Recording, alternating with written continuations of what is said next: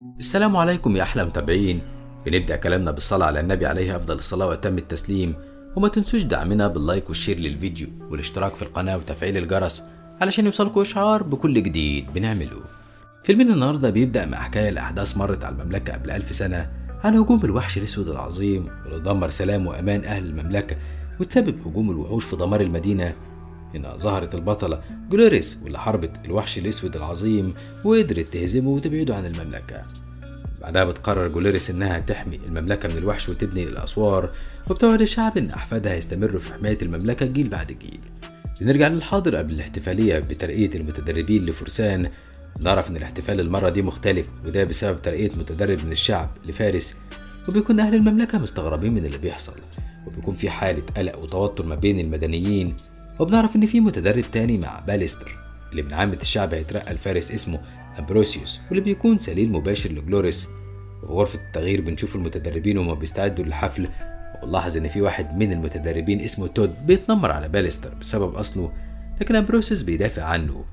بنعرف إن باليستر وأمبروسيوس أصدقاء مقربين، وبعد ما بيلبس باليستر الدرع بياخد السيف من دييجو المسؤول عن الأسلحة. وبنلاحظ إن دييجو بيحاول يتكلم مع باليستر علشان يوريه حاجة في التليفون، لكن مش بيقدر بسبب دخول القائدة.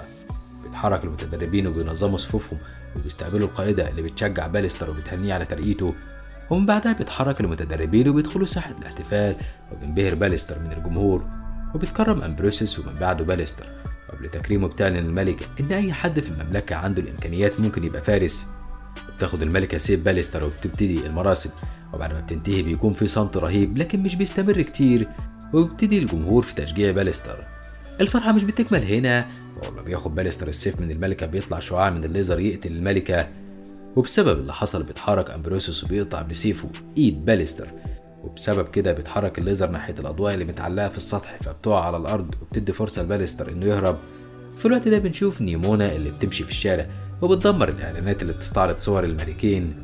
وأول ما بتشوف باليستر اللي ظاهر على الشاشات بسبب تهمة قتل الملكة بتحس إن ده الشخص المناسب لخطتها. بعد فترة بنشوف باليستر قاعد في مخبأه وبيصنع ذراع آلية وبيركبه مكان دراعه اللي انقطع. فجأة بيسمع صوت خبط الباب، فبيفتح باليستر الباب بكل حذر لكن مش بيلاقي حد فبيقفل الباب. فجأة بتظهر نيمونا من وراه، بتصدم باليستر من وجود نيمونا وراه، وبتفضل تلعب في المعدات الحادة. فبيحاول باليستر إنه يمشيها لكنها بترفض. طارد نيمونا مساعدتها الباليستر اللي بيرفض، وبتشوف نيمونا حيطة فيها صور فبتفتكر إنه جدار للانتقام، لكن باليستر بيفهمها إن ده جدار لإثبات براءته. ولما بتكتشف نيمونا إن باليستر حد طيب بتتصدم وبتحاول تقنعه ينتقم. باليستر بيرفض وبيقرر إنه يتكلم مع الفرسان ويوضح لهم الحقيقة. فبتنبهه نيمونا إنه هيتقبض عليه، لكن باليستر بيكون واثق في الفرسان والعدالة. وبتحقق تخمينات نيمونا وبتقبض على باليستر من غير ما يدوه فرصة للشرح. بتيجي القائدة اللي بتكون مصدومة من باليستر وترفض تسمع تفسيره، وترفض تخليه يتكلم مع حد تاني وبتسيبه وبتمشي. فبينهار باليستر، وفجأة بتظهر نيمونا من وراه وبتديه ذراعه الصناعية وتقنع باليستر إنه يهرب معاها. وبتكون خطة باليستر للهروب إنهم يتسللوا بهدوء، لكن نيمونا بتفضل تكسر وتدمر الزخرفة اللي موجودة حواليها. بيلاحظ باليستر إن مفيش حراس حواليهم، وبيكتشف إن نيمونا ضربتهم وجمعتهم في غرفة واحدة. بسبب الدوشة اللي عملتها نيمونا بينطلق الإنذار، وبيظهر مجموعة كبيرة من الفرسان ومن ضمنهم أمبروسيوس. وهنا بيحس باليستر بالصدمة لأن نظرات أمبروسيوس كانت بتدل إنه مصدق إن باليستر قتل الملكة. وبتسحب نيمونا باليستر لغرفة وبتقفل الباب، وبتفوق باليستر من الصدمة وبتقنعه إنه يتبع خطتها. بسبب هجوم الفرسان بيوافق باليستر. فجأة بتحاول نيمونا الوحيد القرن وبتهجم على الفرسان وبتاخد باليستر، وبعد كده بتحول نيمونا لأكتر من حيوان. وفي النهاية بيقدروا يطلعوا بره مجمع الفرسان وبيتدمر من بعد خروجهم. من كتر الخبط اللي اتخبطه باليستر بيغمى عليه. وبعد فترة بيصحى باليستر وبيلاقي نفسه رجع لمخبأه، وبيتفاجئ إن نيمونا غيرت من شكل المخبأ. وفجأة بيفتكر باليستر اللي حصل، وبيقول على نيمونا وحش. بتغضب نيمونا وبتحذر باليستر إنه يقول لها وحشة مرة تانية. فبيسأل باليستر نيمونا هي إيه وإيه السبب اللي خلاها تساعده. بترد عليه نيمونا إنها حاسة بالملل، ولأن كل الناس بتكره باليستر فهي حبت تساعده. وبعد فترة بيفتكر باليستر إن دييجو هو اللي سلمه السيف، وإنه أكيد يعرف حاجة عن اللي حصل. وبتفضل نيمونا تقترح طرق شريرة علشان يقبضوا على دييجو، لكن باليستر بيرفضهم كلهم. وبتفضل نيمونا تقنع باليستر إنها تساعده، فيوافق باليستر وبيتفق الاتنين إنهم يبقوا أصحاب. وفي مجمع الفرسان بنشوف أمبروسيوس مع باقي الفرسان وهم بيجمعوا باقي الحطام. وبتدخل القائدة وبتسأل على اللي حصل. بيتكلم تود وبيتهم امبروسيوس انه يعرف الشخص اللي ساعد باليستر، وبيتخانق الاتنين. بتعصب عليهم القائدة وبتفكرهم ان الشرير لسه خارج السجن، وبيطلب تود انه يتولى مهمة القبض على باليستر. لكن امبروسيوس بيقترح نفسه لانه اقرب واحد لباليستر وهيقدر يخمن تحركاته. بتوافق القائدة على تولي امبروسيوس للمهمة، فبيجمع الفرسان للبحث عنه في كل المدينة. في الوقت ده بيكون باليستر بيدور مع نيمونا عن دييجو، وبتكون المملكة مليانة صور لباليستر مع توضيح أهمية القبض عليه.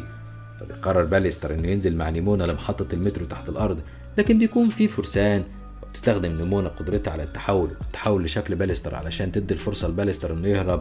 وبيقدر باليستر انه يركب مع نيمونا المترو من غير ما حد يمسكهم. لكن لسوء الحظ بيكون المكان مليان كاميرات، فبيلاحظهم امبروسيوس وباقي الفرسان وبيعرف انهم رايحين للسوق. بيحاصر امبروسيوس والفرسان المحطة وبيهجموا عليهم، لكن نيمونا بتقدر تاخد باليستر وتهرب بيه. لحسن حظهم بقى بيقدروا يلاقوا دييجو، فبتتحول نيمونا لشكل طفل صغير وبتطلب المساعدة من دييجو، لكنه بيرفض، فبتسحبه نيمونا ناحية باليستر. في الوقت ده بيكون باليستر قدر يستولى على عربية طايرة حديثة من مندوبة مبيعات، فبتاخد نيمونا دييجو وبتحطه في شنطة العربية. وبيلاحظهم امبروسيوس والفرسان، فبيطلقوا عليهم السهام، لكنهم بيقدروا يهربوا ويرجعوا لمخابئهم. وبعد ما بيتكلموا مع دييجو بيظهر لهم فيديو ليه وهو بيصور نفسه وسط الدروع والسيوف. فجأة بيسمع صوت فبيستخبى، وبتظهر واحدة بتتلفت حواليها، ومن بعدها بتبدل سلاح باليستر، فبتصدم باليستر من اللي شافه. بتحاول نيمونا انها تقنعه يحمل الفيديو على النت، لكن باليستر بيرفض لان لو عمل كده هيقلل ثقة العامة في الفرسان.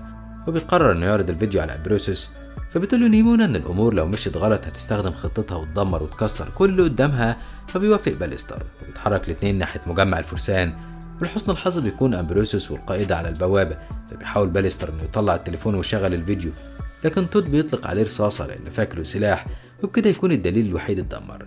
بيحس باليستر بالعجز والصدمة بعد ما امبروسيوس بيتكلم معاه بأسلوب فيه شك وبيوجه سلاحه ناحيته. هنا بياخد باليستر قراره وبيقول لنيمونا انه موافق على خطتها في التدمير، وبيقاتل باليستر ونيمونا ضد الفرسان. وبيحاول باليستر يشرح لامبروسيوس، لكن امبروسيوس بيكون تركيزه مع قوة نيمونا وعلاقتها بباليستر، فبيحس باليستر ان مفيش فايدة من الشرح، وبيقدر الفرسان انهم يقبضوا عليه. بتجري نيمونا ناحيته علشان تنقذه، فبيستخدم الفرسان شبكة كهربائية وبيقبضوا عليها، لكن نيمونا مش بتستسلم وبتتحول لتنين، فبيتشتت الفرسان وبيهرب باليستر. وفي قتال نيمونا مع الفرسان بتلاحظ ان في طفلة هتتصاب فبتنقذها، لكن الطفلة بتمسك سلاح وبتنادي على نيمونا بالوحش، فبتثبت نيمونا مكانها ومش بتهتم بقرب الفرسان ليها، لكن باليستر بينقذها قبل ما يتقبض عليها. وبيرجع الاتنين للمخبأ، بتكون نيمونا في حالة من الحزن، فبيسألها باليستر عن حالتها، فبتقول له عن نظرة الطفلة ليها. وبتكون نيمونا حزينة لأن أهل المملكة شايفينها وحش وعاوزين يقضوا عليها، ومن كتر الضغط بتكون نيمونا عاوزاهم يحققوا هدفهم ويقتلوها، فبيحس باليستر بالحزن على نيمونا. بيقرر باليستر انهم يطلعوا بره المملكة ويتخطوا الأسوار، لأنه اتأكد من كلام نيمونا ان نظام المملكة فاسد وان مفيش فايدة من إثبات براءته. ولما بتحس نيمونا بصدق باليستر وانه غير وجهة نظره ناحيتها بترفض الاستسلام. وبعد فترة بنشوف امبروسيوس وهو داخل القائدة وبيسألها عن حقيقة قتلها للملكة، فبتمثل القائدة صدمتها وبتطلع سلاح وبتطعن امبروسيوس. بتتكلم القائدة وبنعرف انها قتلت الملكة علشان عاوزة تغير القوانين وتدخل عامة الشعب مع الفرسان، وده ممكن يسبب سقوط المملكة. وبعد ما بتعترف القائدة بجرائمها بتغير شكل امبروسيوس وبتحاول لنيمونا، وهنا بنكتشف ان دي خطة ما بين نيمونا وباليستر اللي بيصور اعتراف القائدة من البلكونة وبيهربوا على طول. وأول ما بيرجعوا للمخبأ بيحملوا الفيديو، وده بيسبب غضب لعامة الشعب.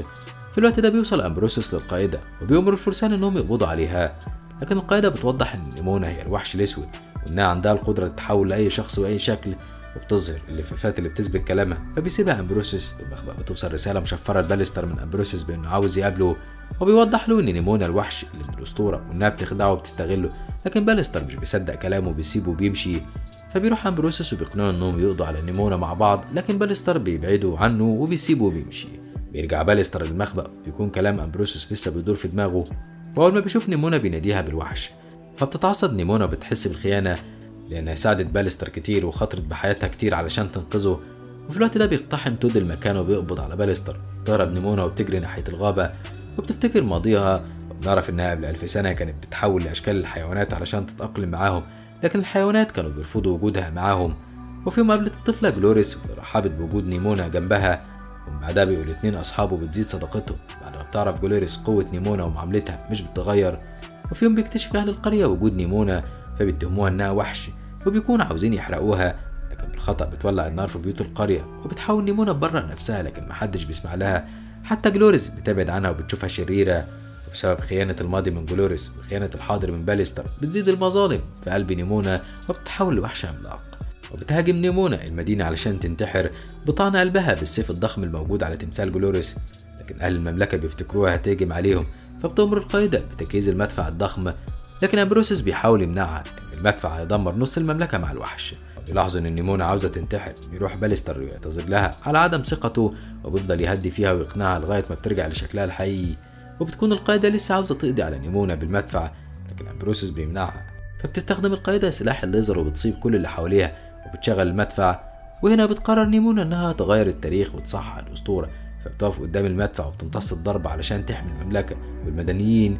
وبتختفي نيمونا وبيختفي معاها جزء من الجدار واللي بيظهر وراه غابة جميلة.